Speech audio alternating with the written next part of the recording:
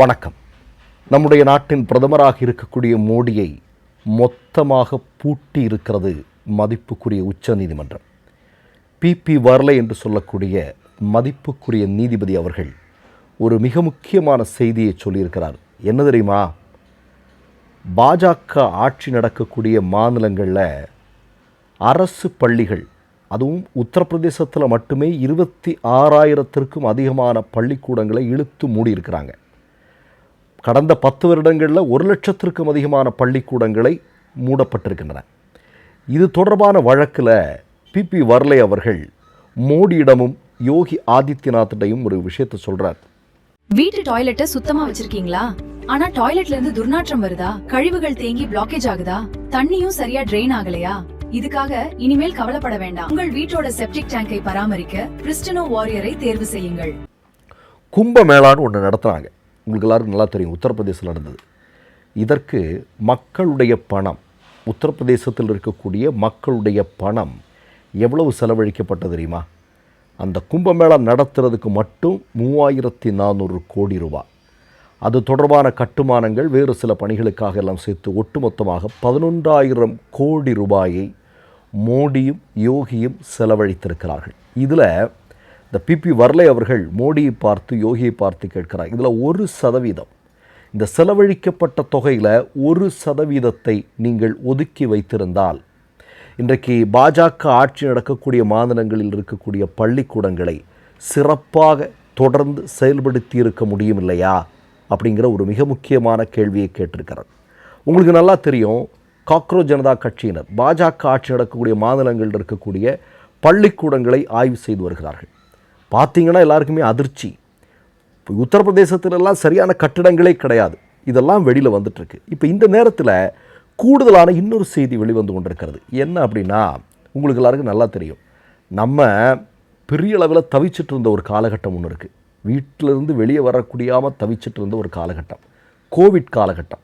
இந்த கோவிட் காலகட்டத்தில் மோடி பிஎம் கேர்னு ஒன்று உருவாக்கினார். உங்களுக்கு நல்லா ஞாபகம். இந்த பிஎம் கேரில் இன்றைக்கு வந்திருக்கக்கூடிய பணம் எவ்வளோ தெரியுமா? அதாவது மோடியினுடைய அக்கௌண்டில் இருக்கக்கூடிய பணத்தினுடைய தொகை எவ்வளோ தெரியுமா? 8,452 கோடி ரூபாய். சரியா? இந்த 8,452 கோடி ரூபாவில் எதற்காக இது துவங்கப்பட்டது அப்படின்னா, இந்தியாவில் இருக்கக்கூடிய மக்கள் ஒரு மிகப்பெரிய பேரிடரின் மூலமாகவோ அல்லது பெரிய பிரச்சனைகளின் மூலமாகவோ ஒரு பெரிய சிக்கலில் மாட்டிக்கிட்டாங்க அப்படின்னா அவர்களுக்கு உதவுவதற்காக இந்த பணம் அப்படின்னு சொல்லி தான் மோடி ஆரம்பிக்கிறார். ஆரம்பிச்சுட்டு மோடி சுப்ரீம் கோர்ட்டில் என்ன சொன்னார் அப்படின்னா, இதெல்லாம் ஆடிட்டிங்குள்ளே வராது. அதாவது மோடியினுடைய பேரில் ஆரம்பிக்கப்பட்ட பிஎம் கேர் என்று சொல்லக்கூடிய அந்த அக்கௌண்ட்டில் வர்ற பணத்தை ஆடிட் பண்ண முடியாது, சிஏஜி தணிக்கைக்கு உட்படுத்த முடியாது, அதுக்குள்ளே வராது அப்படின்னு சொல்லிட்டாங்க. இப்போ இவ்வளவு பணம் வந்திருக்கு இல்லையா?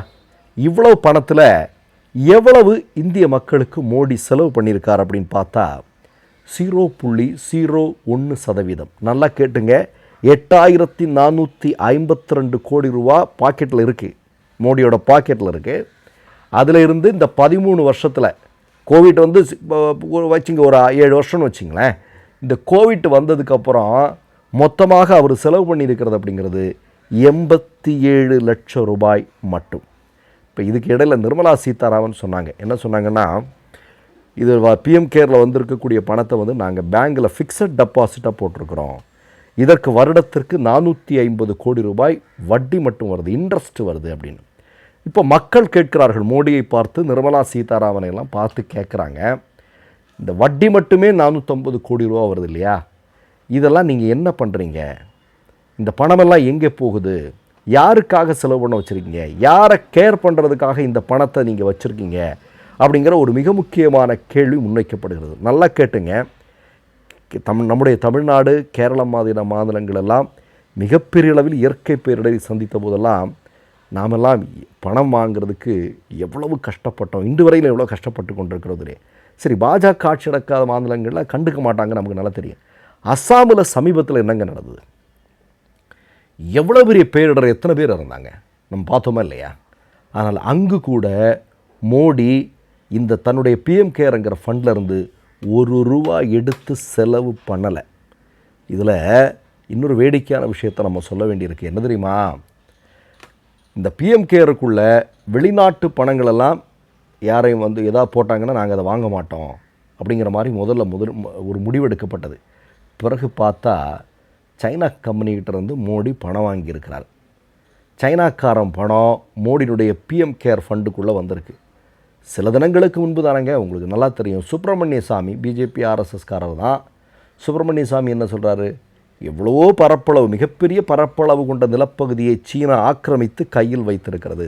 இது இன்னைக்கு காலையில் செய்தி பார்க்குறேன். அஜித் தோவல் சைனாக்காரங்கிட்ட பேசுகிறதுக்காக போகிறாருங்க.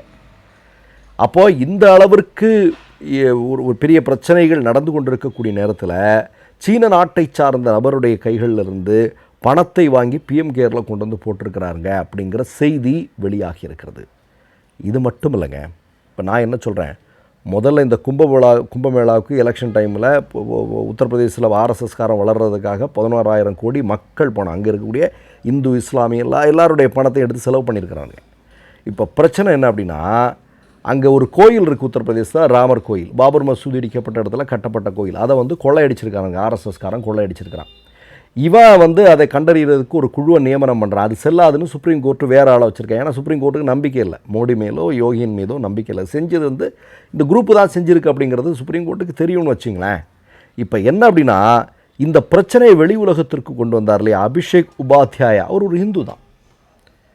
அவர் மேலே எஃப்ஐஆர் போட்டிருக்காங்க பாருங்கள். அதாவது கோயிலில் கொள்ளை நடந்திருக்கு, கொள்ளை நடத்துனது ஆர்எஸ்எஸ் சங்க பரிவார கும்பல், இவனுங்க செஞ்சுருக்காங்கன்னு சொல்லி ஆதாரத்தோடு அம்பலப்படுத்திய நபரின் மீது எஃப்ஐஆர் போட்டிருக்கானுங்க. அப்போ இவனுங்களில் யார் இந்து? உண்மையான இந்து யார்? இந்த கேள்வி கேட்கணும் இல்லையா? அப்போ ஒட்டுமொத்தமாகவே ஒரு மிகப்பெரிய கொள்ளை கூடாரம் இன்றைக்கு ஆட்சி அதிகாரத்தில் இருக்குது. ஒரு பெரிய கொள்ளை கும்பல் இன்றைக்கு ஆட்சி அதிகாரத்தில் இருந்து கொண்டு இந்த மாதிரியான வேலைகளை செஞ்சிட்ருக்காங்க. இதையெல்லாம் நிறைய பேர் சொல்கிறாங்கங்க. வெகு விரைவில் பாஜகவுடைய தலைவர்கள் இந்தியாவை விட்டே ஓட வேண்டியிருக்கக்கூடிய சூழலுக்கு தள்ளப்படுவார்கள். அதில் நிறைய ஏராளமான பாஜக தலைவர்கள் சிறைக்குள்ளே நிரந்தரமாக இருக்க வேண்டிய சூழலும் வரலாம் அப்படின்லாம் சொல்லப்படுகிறது. ஒட்டு மொத்தத்தில் சிக்கி சின்னாபின்னமாகி இருக்கிறது பாஜக. மற்றொரு நிகழ்வில் சந்திப்போம். நன்றி, வணக்கம். 3 யூடியூப் சேனல்கள் வியாபாரத்திற்கு இருக்கிறது. தேவைப்படுபவர்கள் இந்த எண்ணுக்கு தொடர்பு கொள்ளுங்கள். மை நேம் இஸ் ரெட் சேனலை சப்ஸ்கிரைப் பண்ணிக்கோங்க. அதுக்கப்புறமா பக்கத்தில் இருக்கிற ஜாயின் பட்டனை கிளிக் பண்ணீங்கன்னா ஒரு நியூ பேஜ் ஒன்று ஓப்பன் ஆகும். அதுலேயும் ஜாயின் பட்டனே கிளிக் பண்ணிக்கோங்க. அதில் பார்த்தீங்கன்னா credit R debit card options இருக்கு. இதில் உங்களுக்கு விசா, மாஸ்டர் கார்டு, ரிப்பே அப்படின்னு 3 ஆப்ஷன்ஸ் கொடுத்துருக்காங்க. அதில் நீங்கள் எந்த கார்டு சூஸ் பண்ணுறீங்களோ அந்த கார்டோட நம்பர் என்டர் பண்ணிக்கோங்க. அப்புறமா கார்டோட வேலிடிட்டி மந்த் அண்ட் இயரை டைப் பண்ணிக்கோங்க. அடுத்தபடியா உங்க கார்டோட பின்னால சிவிசி கோடுன்னு சொல்லிட்டு 3 நம்பர்ஸ் கொடுத்துருப்பாங்க. அந்த நம்பர் இதில் என்டர் பண்ணிக்கோங்க. அப்புறமா அட்ரஸ் அண்ட் இன்ஃபர்மேஷன் என்டர் பண்ணிட்டு பைங்கிற பட்டனை கிளிக் பண்ணிக்கோங்க. ஒருவேளை உங்க கார்டு நம்பர் இன்வாலிட்னு காமிச்சிச்சுன்னா உங்க கார்டுல இன்டர்நேஷனல் யூசேஜை எனேபிள் பண்ணுங்க.